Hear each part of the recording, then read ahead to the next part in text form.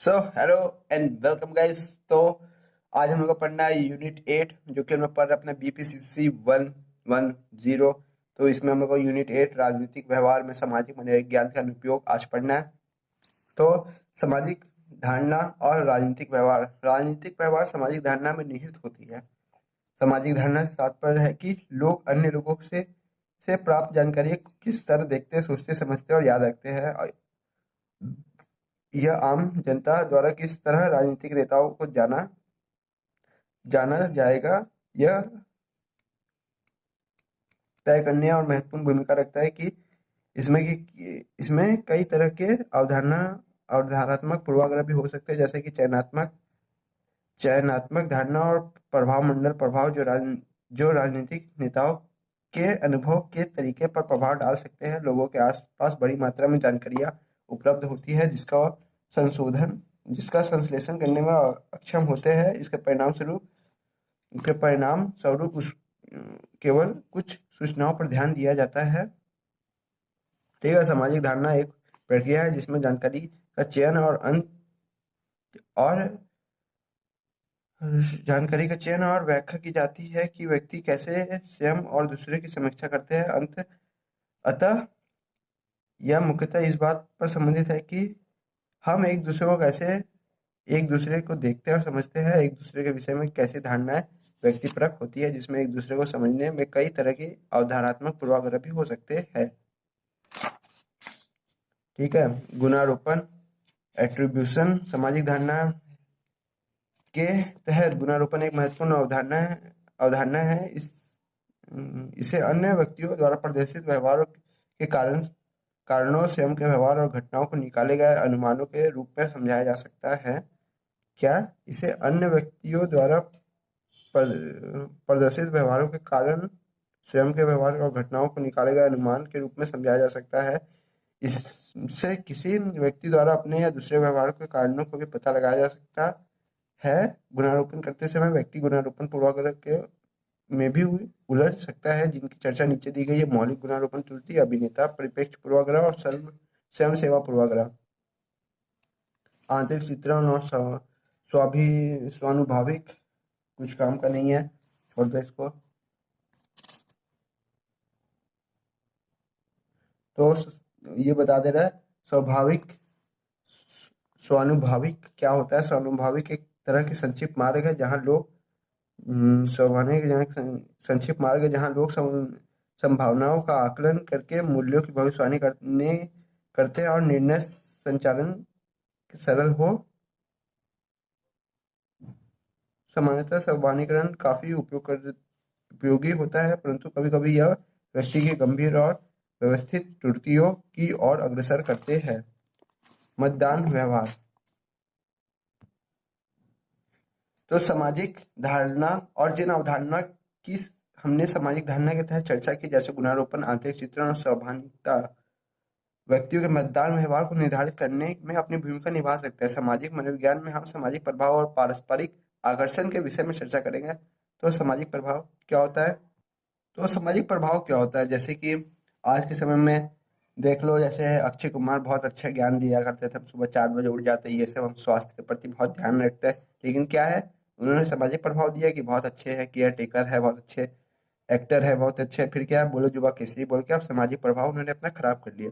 अगर अब चुनाव में खड़े होंगे बोलेंगे हम स्वास्थ्य और तंबाकू को बैन करेंगे, तो कोई मान सकता है उनकी बात? तो सामाजिक प्रभाव एक ऐसी चीज होती है जो लोगों की एक पृष्ठभूमि बनाई जाती है, जो सामाजिक प्रभाव डालते हैं। जैसे कि एक अच्छा नेता जैसे गांधी जी एक सामाजिक प्रभाव डाले। और क्या थे यार, B.R. अम्बेडकर, बहुत सारे लोग ने सामाजिक प्रभाव डाला है बहुत सारी चीज़ों पे। तो सामाजिक प्रभाव भी मतदान व्यवहार निर्धारित करने में अपनी भूमिका निभा सकता है। इसे लोगों के एक दूसरे पर पड़ने वाले प्रेरक प्रभाव के रूप में समझाया जा सकता है। जैसे कि बताए, एक लोग आदर्श व्यक्ति मानते हैं उसे।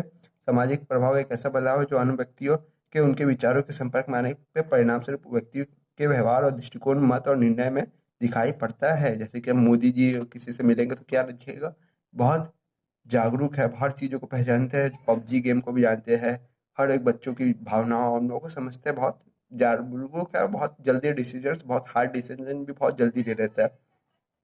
तो इस संदर्भ में 3 महत्वपूर्ण शब्द होते हैं: अनुरूपता, ठीक है। अनुपालन और आज्ञाकारिता की अनुरूपता कैसी क्या होती है? एक दूसरे की तरह व्यवहार करने के दबाव को अनुरूपता कहा जा सकता है। एक दूसरे की तरह व्यवहार मतलब उनके जैसे बनने की तैयारी करना, एक दूसरे की तरह व्यवहार करने के दबाव को, हाँ ठीक है, अनुरूपता कहा जाता है। ठीक है। अनुपालन किसी के अनुरोध या सुझाव, ये चीज हम लोग बीपीसीसी 107 में ऐसे एक बार पढ़ चुका है। किसी का अनुरोध या सुझाव अनुसार जब किसी व्यक्ति अपने व्यवहार में परिवर्तन करता है उसे अनुपालन कह सकते हैं कि भाई तुम ये चीज करो, ये तुम मुझे जैसे दिखती हो, तुम इस जैसे करते हो, तुम ऐसा करो। ठीक है। आज्ञाकारिता, फिर तुम यहाँ तुम्हें हुक्म दे दिया जाता है कि तुम ऐसे ड्रेसअप करो क्योंकि तुम वैसे दिखते हो, तुम्हारी पर्सनैलिटी वैसी है, तुम ऐसी तरीके से बात करो क्योंकि तुम गांधी परिवार से आती हो, तो तुम बड़े बड़े वादे करो और फिर भूल जाओ। ठीक है। फिर होता है पारस्परिक आकर्षण। अन्य व्यक्ति को प्रति दृष्टिकोण को पारस्परिक आकर्षण कहते हैं।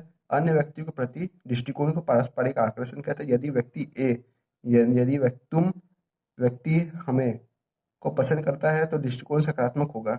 यदि ए व्यक्ति बी को नापसंद करता है तो दृष्टिकोण नकारात्मक होगा। सीधी सीधी बात है, जैसे कि तुम राहुल गांधी को पसंद करते हो तो भाई ये दृष्टिकोण सकारात्मक है। अगर तुम राहुल गांधी को नापसंद करते हो तो ये दृष्टि नकारात्मक, तो यह दृष्टिकोण नकारात्मक है। बहुत लंबी चौड़ी कहानी है। इस संदर्भ में भावात्मक भी महत्वपूर्ण भूमिका निभाता है। भाव तुम्हारे कैसे है, भावात्मक रूप कैसे है, तुम्हारे भाव उसके भाव से मिलते हैं तभी तुम उसे पसंद करोगे, तुम्हारे भाव उसके भाव से नहीं मिलते तो तुम उसे नापसंद करोगे। ठीक है। राजनीतिक व्यवहार पर मीडिया का प्रभाव बहुत पड़ता है कि दूसरे के राजनीतिक व्यवहार कैसे है। हम आलू डालेंगे सोना निकलेगा, तो उस पर मीडिया का प्रभाव बहुत पड़ जाता है।